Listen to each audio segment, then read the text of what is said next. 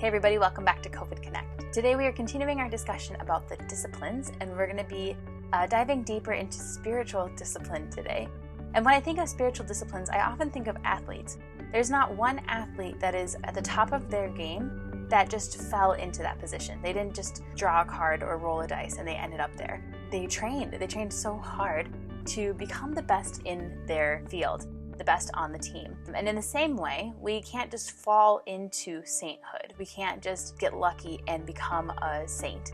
We have to work for it. We have to train for it, and we have to have the discipline for it. And actually, we see this in scripture even from 1 Timothy 4, 7 through 8, where he says, "Train yourself for godliness. For while bodily training is of some value, godliness is of value in every way, as it holds promise for the present life and also for the life to come." So we can train as much as we want to for those trophies and those the ribbons and all of the awards that we can get here on earth. But we also have to train for that heavenly reward, the eternal reward of being with our Father.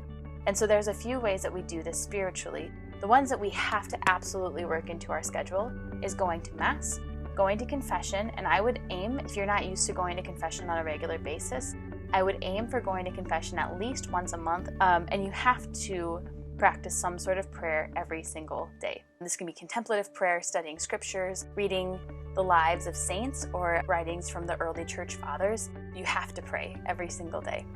Some other ways to discipline yourself spiritually is by practicing fasting, obviously in a healthy way, to rest, not to practice laziness, but to just rest and to be, and to not be running around and doing work, but just to rest.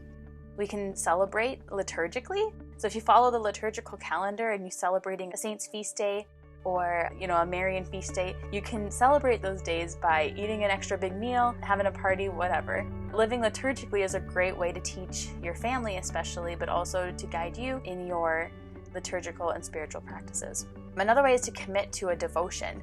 So that might be the Rosary, the Divine Mercy Chaplet, a novena, Liturgy of the Hours. There's so many out there, and I used to be overwhelmed by the number of devotions that are available, thinking that I had to do all of them. And you don't, and you can't possibly do all of them. So pick one and do it devoutly. Do it every single day and commit to it. And the last spiritual practice that I have for you is to do an act of service. So fill yourself and then let that overflow onto others. Make a commitment as yourself as well as for your family, a way that you can serve others. So that's all for today. We'll see you tomorrow. Peace.